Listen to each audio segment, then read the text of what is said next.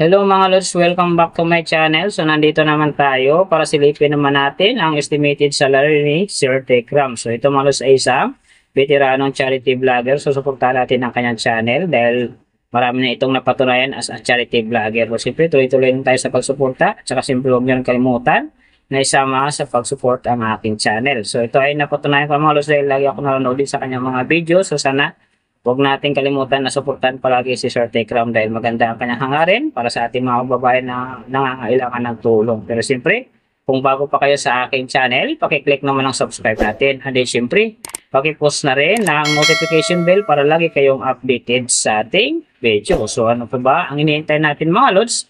Let's go!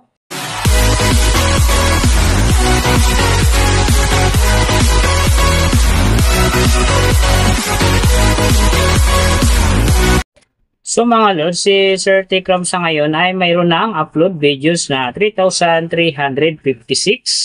and then mayroon na rin siyang subscriber na 2.61M. So may video views naman siya ngayon na 836,885,019. And then yung kanyang country is PH. So yung channel type naman niya is people. And then yung account niya ginawa ito noong August 28, 2019. So doon naman sa kanyang total grade, nakakuha siya ng letter B. And then sa kanyang social blade rank naman, nasa 126,547. So doon naman sa kanyang subscriber rank, nasa 1,120. And then sa kanyang video views rank naman, nasa 21,772. So doon naman sa kanyang country rank, nasa 98. And then sa kanyang people rank naman, nasa 711. So, nakita na natin yung kanyang ranking. Silipin naman natin yung kanyang last 30 days na subscriber. So, wala siya tayo nakita ritong update mga lods. So, ibig sabihin, naka-fix siya sa kanyang subscriber. So, doon naman sa kanyang views mga lods in the last 30 days, nakakuha siya ng 3.975 views. So, ito ang hindi maganda mga lods kasi ang kanyang percentage dito ay bumaba ng 11.2%. So, ibig sabihin, mas bumaba yung pasok ng kanyang views sa ngayon kung i-compare natin sa nakaraan niyang buwan. So alam na this mga katikram dyan, share na natin ang kanyang video sa ating mga newsfeed and sa ating mga friends para gumanda ulit ang pasok ng kanyang subscriber and siyempre yung kanyang views.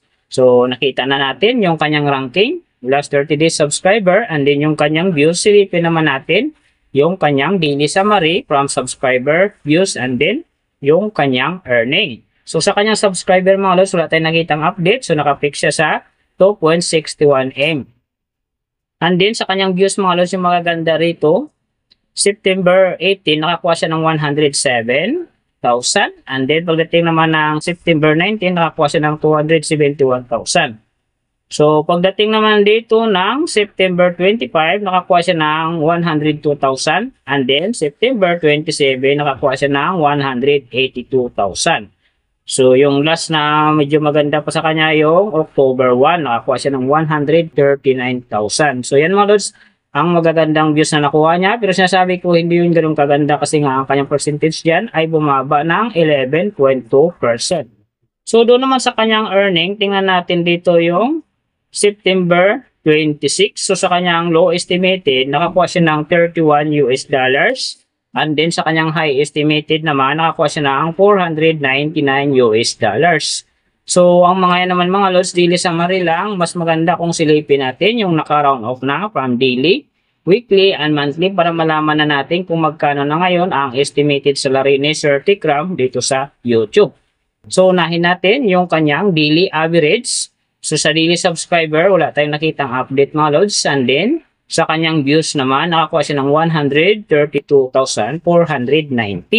So, doon naman sa kanyang daily, low estimated ng kanyang earning, nakakuha siya ng $33. So, times natin sa 55, mayroon siyang 1,815.